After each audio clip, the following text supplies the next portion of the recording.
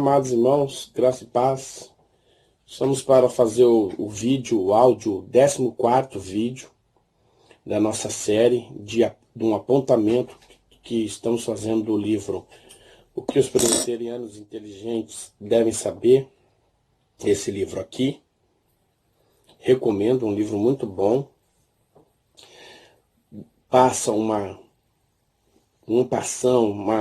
parte geral de alguns pontos importantes do presbiterianismo no Brasil e da fé reformada, a qual a Igreja Presbiteriana ela prega e crê. O nosso vídeo de hoje é o capítulo 20, a Igreja de Cristo. E eu quero começar então já conversando com os amados irmãos sobre essa questão. Bom, eu vou ler e dar seguimento. Diz assim: o plano de Deus para a nossa salvação inclui uma organização para nos arrebanhar. Na antiga aliança feita com Abraão e ratificada no Sinai quando Deus deu a lei, essa organização era constituída por Israel. Deus havia prometido a Abraão: de ti faremos uma grande nação, e te abençoarei e te engrandecerei o nome. Gênesis 12, 2. Bom, eu vou tentar resumir o que o capítulo está querendo falar, que é o seguinte: como nós, reformados, acreditamos no pacto da redenção, quando Deus se revela ao homem, se revela em Adão, né? Mas se revela, não especificamente se revela em Adão, mas se revela em Abraão, trazendo a Abraão aquilo que o povo se perdeu com a queda de Adão, e aí vem todas as rebeliões até chegar a Abraão, e o homem sendo rebelde com a vontade de Deus. Deus revela a Abraão e diz que fará dele uma grande nação para ele, para Deus. Um povo exclusivo dele, que faz a sua vontade e possa ser um farol, né, para ensinar outras nações a reconhecer a Deus novamente e a viver segundo sua santa vontade. Então, para a Igreja Reformada, esse povo é chamado de Israel, e para a Igreja Reformada, Israel, a união de Israel já é uma igreja, é um coletivo, é uma congregação. Então, os reformados entendem que a igreja em Cristo Jesus, ela não ela é o novo Israel. Ela é a continuidade. A Igreja Reformada, então, de certa forma, entende que a igreja ela não é uma organização que nasce no Novo Testamento. Para os reformadores, o povo de Israel, a congregação de Israel, que se reunia para adorar a Deus no Antigo Testamento, já era ali a igreja. Então, a igreja ela não é o resultado moderno de uma reunião de pessoas que creem em Deus, mas agora em Cristo. Mas sim a concretude da promessa de Deus em Abraão. Então, isso é o que seria, então, o entendimento de igreja, nesse sentido. E aí,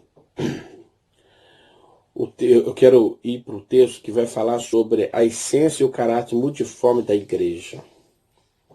Jesus declarou: edificarei a minha igreja, Mateus 16, 18. Capítulo 16, versículo 18. A partir destas palavras surge a pergunta: que tipo de igreja Jesus edificou? A resposta é que a igreja edificada por Jesus é um organismo espiritual formado pelo conjunto dos salvos de todos os tempos, raças e lugares. Ela não pode ser discernida pelos olhos físicos, porque é essencialmente espiritual. Seu rol de membro é o livro da vida, Lucas 10:20. Mas Jesus usou a palavra igreja também com outro significado. Ele disse: se teu irmão pecar contra ti, vai erguê-lo entre ti e ele só. Se ele te ouvir, ganha a teu irmão. Se, porém, não te ouvir, toma ainda contigo uma ou duas pessoas, para que, pelo depoimento de duas ou três testemunhas, toda palavra se estabeleça. E se ele não os atender, diz-o à igreja, e se recusar ouvir também a igreja, considera-o como gentil e publicano. Mateus 18, 15, 17. Aqui, Jesus usa a palavra igreja para designar uma comunidade de crentes constituída por seus servos. E aí ele vai dizer assim mais. A igreja de Cristo é uma só, mas pode ser vista de diferentes ângulos. Ela pode ser vista como igreja militante e igreja triunfante. Igreja militante é o segmento da igreja que ainda está na terra, lutando contra os principados e potestades, contra os dominadores deste mundo tenebroso, contra as forças espirituais do mal. Efésios 6, 12. Mas também temos a igreja triunfante, é o segmento da igreja que está no céu com Cristo. Apocalipse 7, versículo 9 a 17. A igreja pode ser descrita como visível e invisível. Então, o capítulo aqui quer mostrar que existe a igreja, como a igreja pode ser vista. Ela pode ser vista como militante, que são todas as igrejas que existem, fiéis a Cristo Jesus na terra, lutando contra o poder do pecado e anunciando o evangelho. Essa igreja é uma igreja militante, porque ela milita contra o pecado. E existe a igreja triunfante, que é a igreja que já foi. São aqueles irmãos que morreram em Cristo e já estão no céu aguardando a consumação da salvação, aguardando o desfecho da salvação. Essa é uma igreja triunfante, né? E automaticamente, essa igreja que é triunfante, ela é para nós invisível. E a igreja que é militante, de certa forma, ela é visível, nós estamos vendo ela. Seria uma nova forma de também ver. A igreja reformada trabalha com essa questão de igreja visível e invisível. A igreja também é invisível, no sentido de que só Deus sabe quem são os seus. Mesmo aqueles irmãos, muitos irmãos que estão dentro da igreja, que nós não conhecemos por que eles estão dentro da igreja, veja bem, o que nós queremos dizer com isso é o seguinte: há pessoas dentro da igreja que não são convertidas. Não sei qual é a porcentagem. Elas estão lá por outros motivos.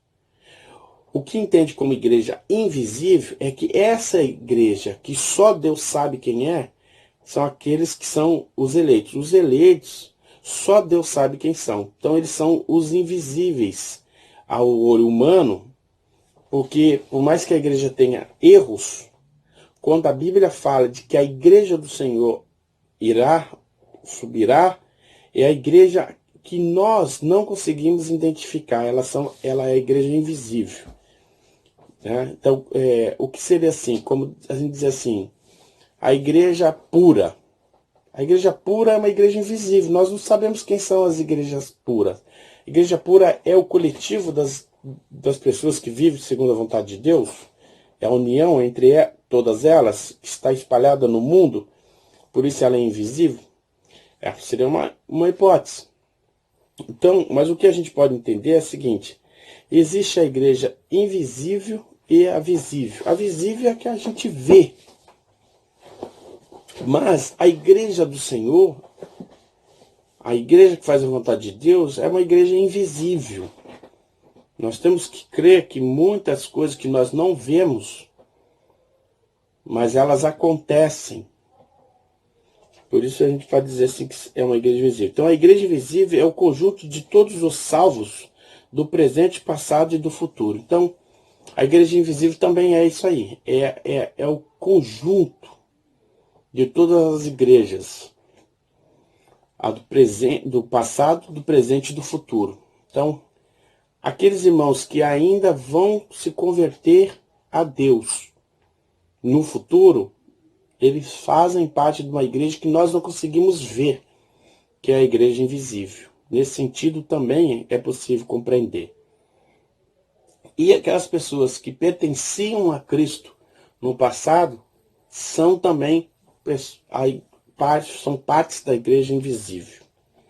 É o que o texto estaria querendo dizer aqui, o autor. Então, olha só, o texto vai também trabalhar com a questão dos atributos da igreja. A igreja tem os seus atributos, isso aqui é interessante. Isso é, as suas qualidades, que a distingue de outras instituições. Os atributos da igreja são unidade, santidade e catolicidade, universalidade. O que é universalidade? É a universalidade, a união, né, de um único ponto, de um único assunto, de um único comando, de um único ordenamento de Deus. Então, a unidade, a igreja é de caráter interno e espiritual. Essa unidade implica que todos os que pertencem à igreja participam da mesma fé, são solidamente interligados pelo comum laço do amor e têm a mesma perspectiva gloriosa do futuro. O apóstolo Paulo falou dessa unidade afirmando em Efésios 4 e 6. Há somente um corpo e espírito, como também foste chamados numa só esperança da vossa vocação. Há um só Senhor, uma só fé, um só batismo, um só Deus e Pai de todos, a qual é sobre todos, age por meio de todos e está em todos. Então, a igreja ela é unida na fé em Cristo, unida na cruz de Cristo, unida no ensino de Cristo. Nesse sentido, unida também naquilo que devemos fazer em Cristo, como no amor de Cristo, na justiça de Cristo. Então, um dos atributos da igreja é a sua unidade. A igreja visível e militante, que está na terra, ela não pode se apresentar como uma igreja que ora crê numa coisa, ora crê em outra, ou que crê em coisas diversas uma da outra. Então, assim, igrejas autênticas de Cristo, as duas pensam coisas totalmente diferentes naquilo que é essencial. Isso não pode, ok? Naquilo que é essencial, não. A santidade. Então, a igreja, um dos atributos da igreja é a santidade. A santidade da igreja significa que todos os seus membros foram separados para Cristo. O apóstolo Paulo costumava dirigir-se aos crentes chamando-os de santos. Evidentemente, ele sabia que os membros da igreja não são perfeitos, mas são santos no sentido de pertencerem a Cristo. Aqui, a santidade está em Cristo. Mas isso não quer dizer que o membro não peque. No entanto, isso não quer dizer que o membro, uma vez que ele é santo em Cristo, ele deve viver uma vida em pecado. Não, ele tem que viver uma vida buscando a santidade, buscando a justiça, buscando o amor, buscando o respeito, buscando a vontade de Deus, buscando não pecar, buscando confrontar o seu pecado, seus desejos pecaminosos com as Escrituras, buscando desejar conhecer a Deus. Isso é uma vida de santidade. E uma outra unidade da igreja é a catolicidade. A catolicidade da igreja ressalta a sua universalidade. Na antiga aliança, os servos de Deus pertenciam ao único povo, a nação israelita. Os gentios só poderiam tornar-se povo de Deus através da adoção da nacionalidade de Israel. Ou seja, alguém de fora só poderia ser de Deus no Antigo Testamento se tornasse judeu. É isso que ele está querendo dizer. Além desses três atributos, alguns teólogos incluem um quarto atributo que é a apostolicidade, que eu também concordo. Um dos atributos da igreja é a propagação da apostolicidade, propagação daquilo que os apóstolos ensinaram, aprendido por Cristo. Esse atributo tem dois elementos. A igreja é apostólica porque foi edificado sobre o fundamento dos apóstolos, foi edificado sobre aquilo que os apóstolos acreditavam. E porque tem um compromisso de fidelidade à doutrina apostólica. Exatamente isso. Também concordo plenamente que um dos atributos é a apostolicidade, porque a igreja ela é fundada naquilo que os apóstolos creram e pregavam de Cristo. E também a igreja ela tem um compromisso de continuar anunciando aquilo que os apóstolos pregavam. E hoje está muito distante isso. Tem muita igreja pregando coisas que jamais os apóstolos pregariam. E aí o texto vai terminar, amados, falando sobre a marca da verdadeira igreja de Cristo. A igreja visível se compõe de denominações e comunidades locais de crentes. Nenhuma denominação ou igreja é perfeita ou completa. É o que nós falávamos. A igreja mais pura debaixo do céu estão sujeitas à mistura e a erros, mas a Escritura Sagrada aponta alguns sinais que nos permitem distinguir uma igreja verdadeira de outra que não passa de seita ou ajuntamento de pessoas. As principais marcas de uma igreja verdadeira cristã são a correta pregação da palavra de Deus, a correta administração dos sacramentos e o fiel exercício da disciplina eclesiástica. Então esses são os 3 pontos que o autor acredita ser indicador de que essa igreja é uma igreja visível, militante e autêntica, que é a principal marca, a correta pregação da palavra de Deus. Tá? É pregar os evangelhos, pregar a Bíblia corretamente. E hoje a gente vê tanta gente pregando, mas não pregando sobre salvação, não pregando sobre a necessidade do arrependimento, não pregando sobre que a salvação não é por obra, é pela graça de Deus. Nós temos muita gente pregando,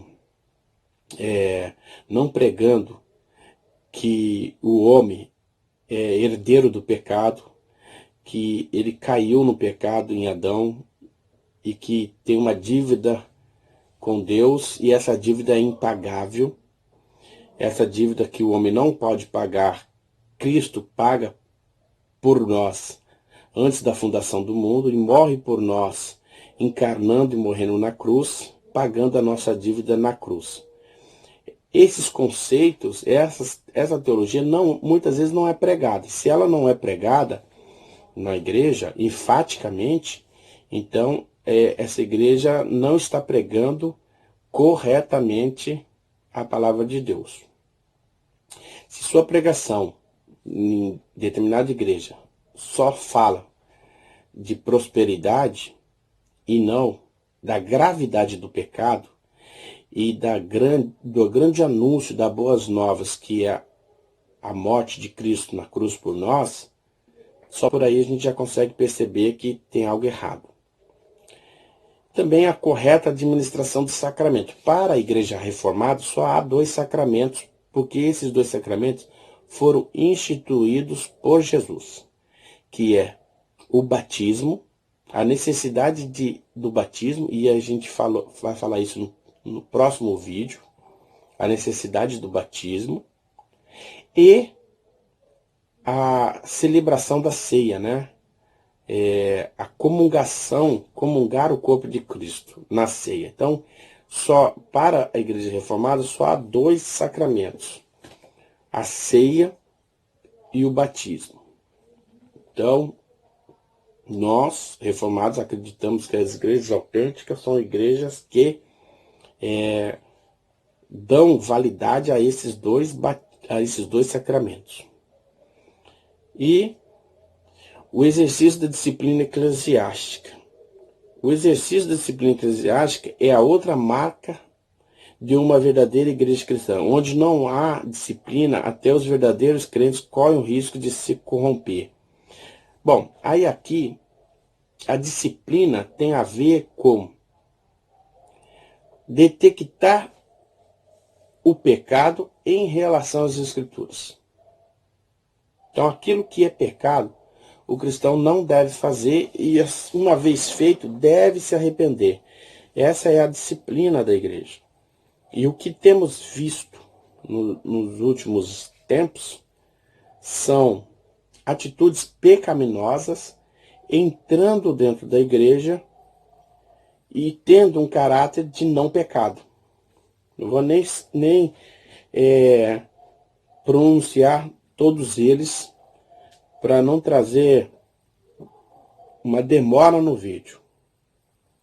Mas aquilo que as Escrituras compreendem como pecado, continua como pecado. Deve continuar como pecado e não pode ser tirado das Escrituras dessa forma. Então, por isso, a disciplina, uma igreja que disciplina, uma igreja que denuncia o pecado, né, não permite com que os seus membros vivam no pecado, é uma igreja autêntica.